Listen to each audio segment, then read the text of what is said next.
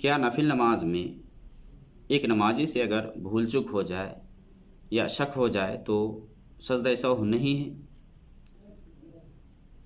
تو سجدہ سہو کے سلسلے میں نبی صلی اللہ علیہ وسلم کی عمومی روایات سے یہی پتہ چلتا ہے کہ نماز چاہے جو بھی ہو، چاہے نفلی نماز ہو، فرضی نماز ہو، سنت ہو، اگر ایک نمازی سے غلطی ہو جائے، بھول چک ہو جائے، شک ہو جائے تو وہاں سجدہ سہو ہے، ہر نماز میں ہے۔ کچھ لوگ ہیں جو صرف فرضی نماز میں اگر غلطی ہو جائے، بھول جائے، کمی ہو جائے تو وہاں سجدہ سہو کے قائل ہیں، جبکہ جمہور علماء کے یہاں یہی ہے کہ نماز چاہے جو بھی ہو، ہر نماز میں سجدہ سہو ہے، جو بھی نماز ہو۔ عمومی روایت کی بنیاد پر کہ نبی صلی اللہ علیہ وسلم کی حدیث صحیح مسلم کے اندر ہے، جس میں آپ صلی اللہ علیہ وسلم نے فرمایا فَإِذَا نَسِيَ أَحَدُكُمْ فَلْيَسْجُدْ سَجْدَتَيْنِ، کہ جب تم میں سے کوئی بھول جائے تو 2 سجدے کرے، سجدہ سہو کے 2 سجدے کریں۔ امام بخاری رحمۃ اللہ علیہ نے ایک باب قائم کیا ہے، مستقل ایک باب قائم کیا ہے صحیح بخاری کے اندر، باب السہو فی الفرض والتطوع، کہ فرض اور نفل ہر ایک میں سجدہ سہو ہے، یعنی غلطی ہو جائے وہاں تو ہر ایک میں باب السہو فی الفرض والتطوع، یعنی فرضی نماز اور نفلی نماز جو بھی نماز ہو اس میں سجدہ سہو ہے، سجدہ سہو ہے۔ اور امام بخاری نے ابن عباس رضی اللہ تعالی عنہما کا یہ فعل نقل کیا ہے، وسجد ابن عباس سجدتین بعد وترہ، کہ اپنے وطروں کے بعد سجدہ سہو کیے۔ وطر کی نماز یہ فرض نماز نہیں ہے، یہ فرضی نماز نہیں ہے، احناف کے یہاں یہ تو فرض ہے، واجب ہے، وطر کو واجب جانتے ہیں، جبکہ وطر کی نماز یہ سنت ہے، نبی صلی اللہ علیہ وسلم کی یہ سنت ہے، جیسا کہ حضرت علی رضی اللہ تعالیٰ عنہ سے آیا ہے، حدیث کے اندر ہے کہ الوطر لیس کحیۃ مکتوبہ،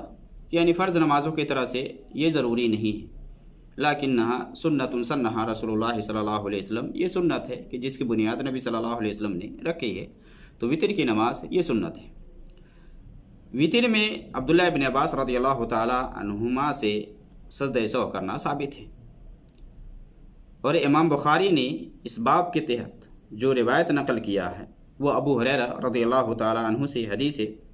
کہ نبی صلی اللہ علیہ وسلم نے فرمایا ان احدکم اذا قام یصلی جاء الشیطان فلبس علیہ، کہ جب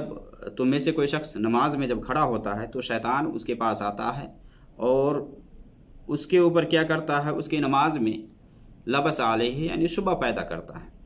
شک و شبہات میں مبتلا کرتا ہے، حتی لا یدری کم صلی، یہاں تک اس کو پتہ نہیں چلتا کہ کتنی رکعت اس نے پڑھی ہے نہیں پڑھی ہے۔ تو آپ نے فرمایا فَإِذَا وَجَدَ ذَلِكَ أَحَدُكُمْ، جب تم میں سے کوئی شخص یہ اپنے اندر محسوس کرے یا ایسا ہو کہ کتنی رکعت پڑھی ہے، یعنی شک ہو جائے، وہاں شک ہو کہ کتنی رکعت ہے نہیں ہے، تو آپ صلی اللہ علیہ وسلم نے فرمایا فَلْيَسْجُدْ سَجْدَتَيْنِ وَهُوَ جالس، کہ بیٹھے بیٹھے 2 سجدے کر لے، سجدہ سہو کر لے۔ تو یہ جو روایت جسے امام بخاری نے نقل کیا ہے، اس میں بھی آپ صلی اللہ علیہ وسلم نے فرمایا کہ اذا صلی اذا قام یصلی، کہ جب کوئی نماز پڑھنے کے لیے آئے، کھڑا ہو، تو یہاں بھی ہے کہ کوئی بھی نماز ہو، یہاں فرض کی تخصیص نہیں ہے، فرض کی تخصیص نہیں ہے۔ اب ایک آدمی کوئی کہے کہ مان لیں جیسا کہ حدیث کے اندر یہ بھی ہے کہ نبی صلی اللہ علیہ وسلم نے فرمایا، صحیح بخاری مسلم کی حدیث ہے کہ